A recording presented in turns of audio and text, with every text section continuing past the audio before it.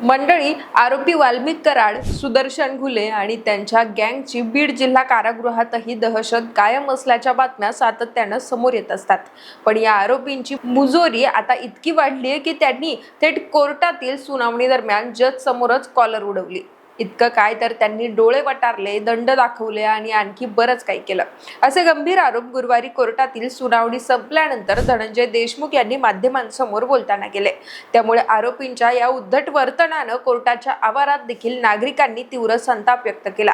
त्यामुळे आरोपींनी कोर्टात केलेल्या मुजोरीची चर्चा आता बीडसह राज्यभरात रंगली आहे। पण बीडच्या कोर्टात सुनावणी दरम्यान नेमकं काय काय घडलं? धनंजय देशमुखांनी आरोपींसह आमदार धनंजय मुंडेंचं नाव न घेता त्यांच्यावर कोणते धक्कादायक आरोप केलेत आणि कोर्टात झालेल्या सुनावणीबद्दल सरकारी वकिलांनी कोणती माहिती दिली आहे, सगळं काही या व्हिडिओतून जाणून घेऊयात।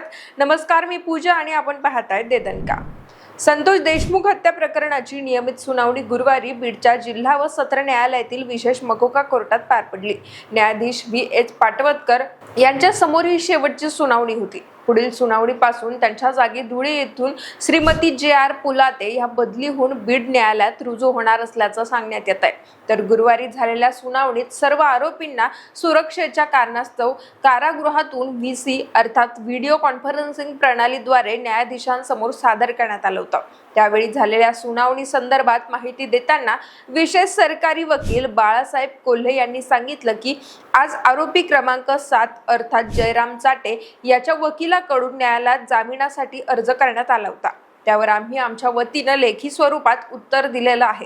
तर आरोपी क्रमांक 2 म्हणजेच विष्णू साठे याच्या वतीनं न्यायालयात एक विशेष अर्ज सादर करण्यात येणार असल्याचं त्यांच्या वकिलानं सांगितलं होतं। पण कोर्टाची वेळ संपेपर्यंत प्रत्यक्षात असा कोणताही अधिकृत अर्ज आरोपीच्या बाजूनं न्यायालयात सादर करण्यात आला नाही।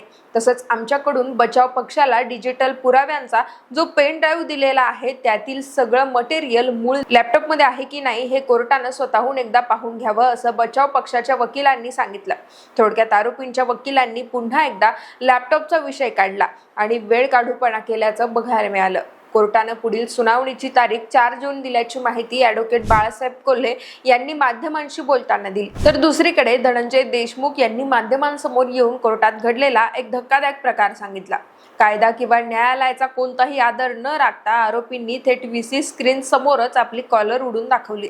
त्यांच्या या कृत्यामुळे उपस्थित असलेले सर्वजण हैराण झाले होते। त्यामुळे हे आरोपी किती निर्ढावलेले आहेत हे सिद्ध करण्यासाठी न्यायाधीशांनी या गोष्टी अधिकृतपणे चार्जशीट आणि कोर्टाच्या रेकॉर्डवर नमूद कराव्यात, अशी विनंती धनंजय देशमुख यांनी केली आहे। कोर्टात सुनावणी दरम्यान घडलेला सगळा प्रकार माध्यमांसमोर सांगताना धनंजय देशमुख म्हणाले की आज आरोपी नंबर 2 म्हणजेच विष्णू साठेच्या संदर्भात ऑक्युमेंट होणार होती, परंतु वकील वेळेवर न आल्यामुळे आणि काही रिक्वायरमेंट अपुऱ्या राहिल्यामुळे ती ऑक्युमेंट पूर्ण झाली नाही। पण दुसरा एक मुद्दा असा पाहायला मिळाला की नीचपणाचा कळस काय असतो ते आज कोर्टात जज साहेबांनी, वकील साहेबांनी आणि आम्ही सर्वांनीच पाहिलं। झालेली घटना एवढी गंभीर आहे की एका कुटुंब प्रमुखाला संपवलेलं आहे, पण या घटनेतील आरोपींना थोडा सुद्धा पश्चाताप वाटत नाहीये। त्यांच्या चेहऱ्यावर कोणताही तणाव दिसत नाहीये। आपण किती निर्घुण कृत्य केलंय आणि त्याचे परिणाम काय होणार आहेत याची कसलीच जाण त्यांना नाहीये। या आरोपींकडून सुनावणी दरम्यान कॉलर उडवणं, दंड दाखवणं, दंड थोपाटणं, केसांवरून हात फिरवणं, डोळे दाखवणं हे सगळं आज स्वतः जज साहेबांनी सुद्धा बघितलंय। ते कृत्य पाहून आम्हाला खूप वाईट वाटलं। पण आरोपींना आलेला हा जो माज आहे किंवा त्यांचं जे अज्ञानातलं सुख आहे हे जास्त काळ राहणार नाही। त्यांना कठोरातील कठोर शिक्षा मिळणार आहे हे त्यांना आज माहिती नाही, पण शिक्षा सुनावल्यानंतर त्यांना नक्कीच या गोष्टीची जाण झाल्याशिवाय राहणार नाही, अशी संतापजनक प्रतिक्रिया धनंजय देशमुख यांनी माध्यमांसमोर दिली आहे। तसंच त्यांनी नाव न घेता माजी मंत्री धनंजय मुंडे यांच्यावरही काही आरोप केलेत। त्या संदर्भात बोलताना धनंजय देशमुख म्हणाले की या सगळ्या गोष्टींमध्ये एक मोठी चूक आहे, ती म्हणजे हे जे सगळे आरोपी आहेत त्या आरोपींचं स्टेटस बघितलं तर यांना आज जे कोणी पोचतंय, जे कोणी त्यांना 2-2, 3-3 वकील देतंय त्या लोकांना कळायला पाहिजे की आपण कुणाला सांभाळतोय। आज देखील 2 नंबरच्या आरोपीचा वकील अचानक बदलण्यात आला। ऑडिशनल वकील म्हणून आल्याची माहिती त्यांनी आज कोर्टाला दिली।